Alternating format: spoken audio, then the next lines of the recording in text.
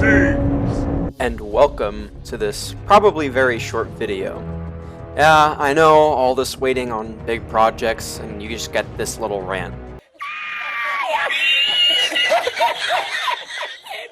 Yeah, apologies, but the procrastination kind of hit like a truck again, I'm not gonna lie. I also just recently started my new job, so there's been that too. I was inspired to make this short video because if you were living under a rock, a new Nintendo Direct happened on Wednesday, and one of the third-party announcements really caught my eye. Batman Arkham Trilogy.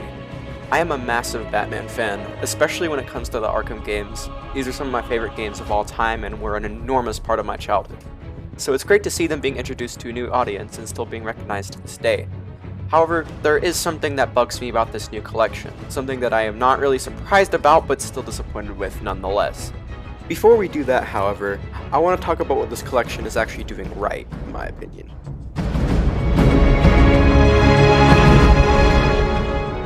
First off, I must say that the trailer for this collection was edited fantastically. The use of the Arkham City theme, character quotes, stuff being timed to the music, etc. It is great. You still know how to make an entrance. Welcome to the madhouse, Batman! Today is the Joker's big homecoming, and you're the guest of honor! Soon I will command forces beyond your comprehension. I've waited long enough. Batman dies tonight. This place is dangerous. I like it. It's all just so well crafted. Something tells me that the editor of this trailer was a fan, or is just very good at their job. Second of all, according to the footage, they seem to be using the original versions of Asylum and City, which is an absolute W. If you weren't aware, back in 2016, a duology of remasters was released called Batman Return to Arkham, which contained both Arkham Asylum and City, with all the DLC included alongside remastered visuals. These versions were fine, I guess. They worked normally, but the visuals for the most part just kind of killed the original vibe of the games in a lot of areas, or they were just plain bad compared to the original. Later, these two versions were bundled with Arkham Knight in a pack known as Arkham Collection, which also has a similar issue to what I'm going to be talking about later. So, if this collection, which is essentially the same idea, includes these original versions, it'll ultimately be better than the previous collections, in my opinion. Although, take what I'm saying here with a grain of salt, as at the end of the trailer it does say that the footage isn't final. Well, so far, I seem to be only praising this collection. What could the issue be, you might be wondering? Well, my dear chap, let me tell you.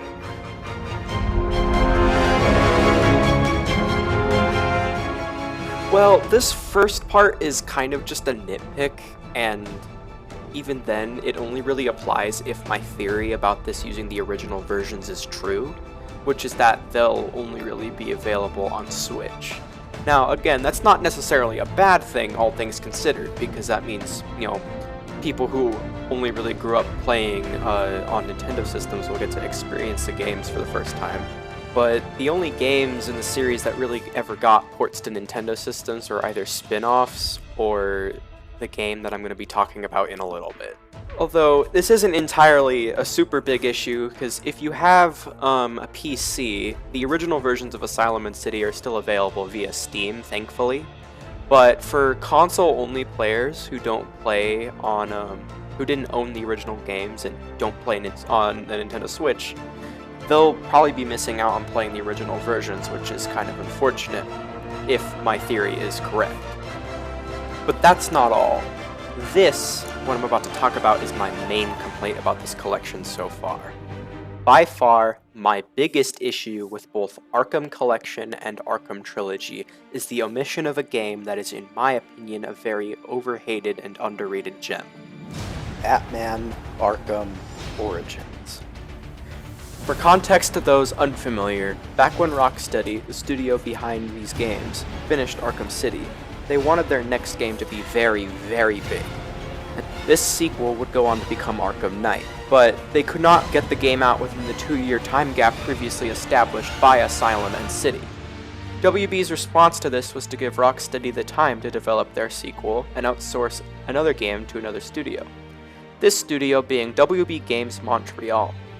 Rocksteady was actually completely cool with this, giving their full support to the dev team and even lending them assets from Arkham City to use for their Arkham project.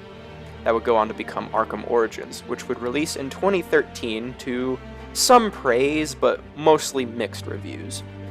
Many people citing its similarities to City, it having quite a few bugs at launch, and quote-unquote false marketing related to its narrative.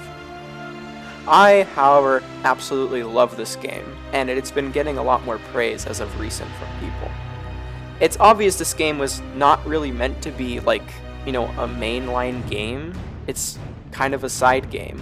Like, it's still a pretty important game story-wise, but it's also not a requirement. You aren't going to miss anything by not playing this game, but if you do play this game, it'll enhance your experience. So, the fact that people are expecting this, really big, innovative, game is just a little silly, in my opinion. Despite me saying that, though, they still did innovate in some areas. Like, the world is a lot bigger and expanded. There's quite a few new enemy types, and the boss fights are some of the best in the series, if not the best, at least in my opinion. But for the most part, the formula is very similar to Arkham City. They didn't try to fix it, it wasn't broken. I'll admit that the traversal should have been a bit faster to fit the larger world, but that's really my only criticism in the innovation aspect. And the people complaining about false advertising really don't know what they're talking about, because the entire point is that most people complain about a plot twist within the game that changes the story up a lot, and they say oh, this is false advertising, or because the setup for the game is that there are 9 assassins going after Batman, and whoever can get him get the bounty on his head. And people are oh, it doesn't live up to this. That's bullcrap, because you do fight all 9 assassins. Not all of them are main story requirements, but some of them are required in the main story. You still fight all 9 of them. The fact that people try to say that it's just false advertising because it isn't the only focus is really dumb.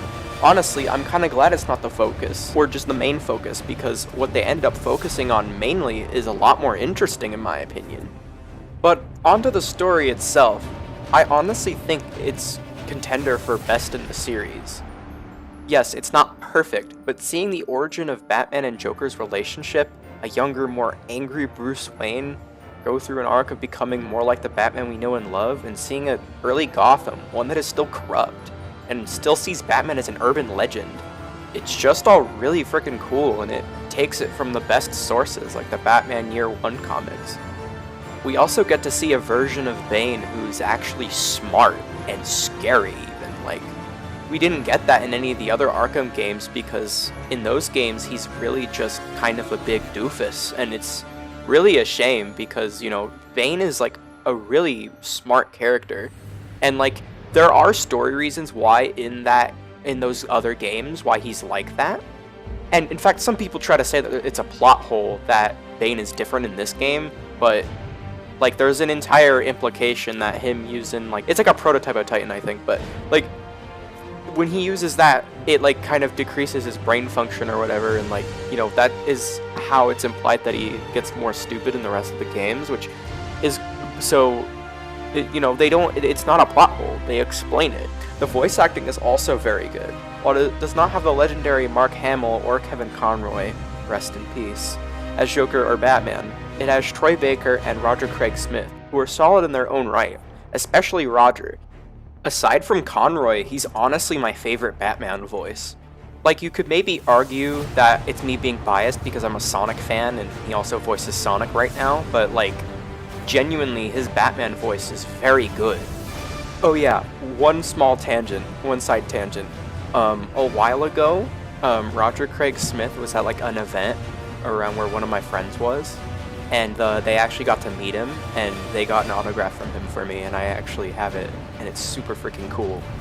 And it has Origins theming on it and stuff, and he wrote a Batman, he wrote I'm Batman on it, and a Way Past Cool signed by Sonic, and it was freaking awesome. But continuing, did I mention that the entire game takes place during Christmas Eve?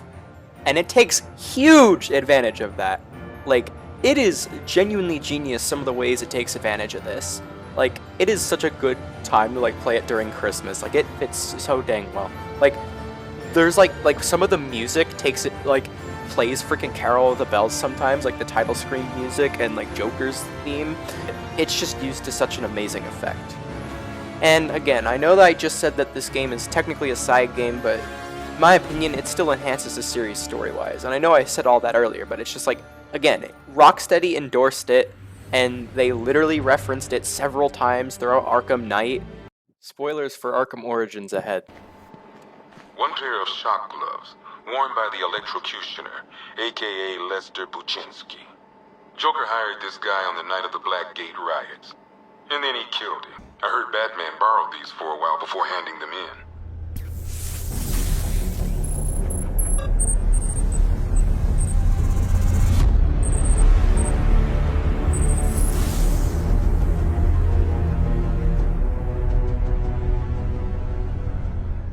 I guess he prefers beating up punks the old-fashioned way. One mask and jacket worn by Anarchy, aka Lonnie Machin. I wasn't even a cop when this kid tried to hit Gotham. No one's seen him since.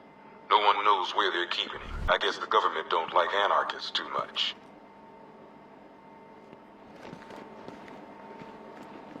One black mask worn by Black Mask, aka Roman Sionis.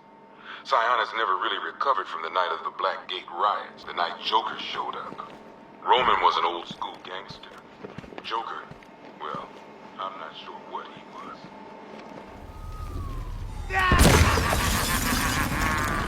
Firefly. You beat me once, but that was a long time ago.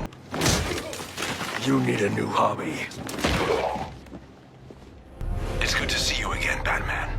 It's been a while. It's over, Slade. What are you?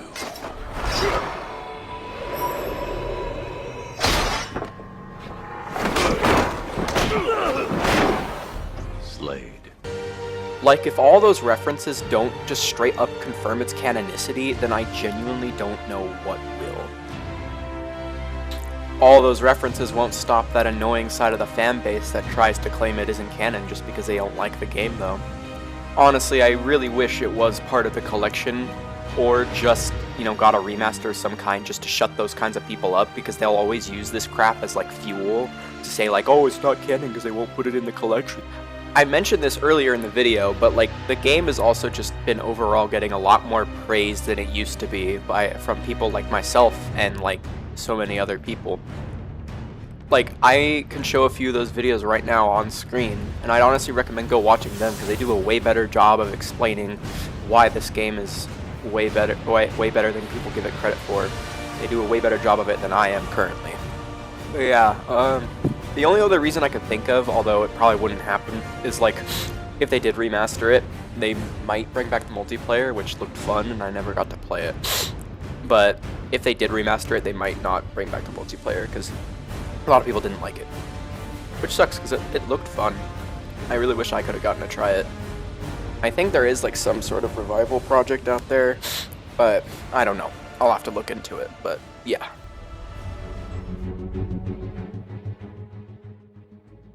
I probably did a terrible job explaining why Origins is deserving of being in this collection, or at least getting a new port of some kind.